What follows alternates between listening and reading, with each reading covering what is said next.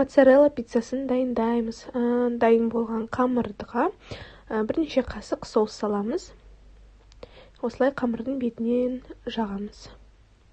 Жан жағынан шет-шетінен кішкене 1 сантиметрдей қалдырамыз. Соусты жақ болғаннан кейін теркадан өткізілген сырды бетіне себеміз. Менде моцарелла сыры осындай. Ірі теркадан өткізіп алдым. Енді бетіне осылай себемін.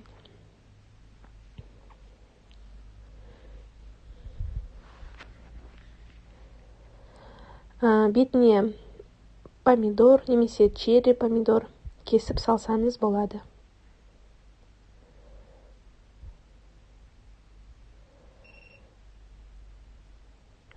Духовкаға, қызып тұрған духовкаға 250 градуста болу керек. Духовкаңыз қызып тұрған духовкаға 7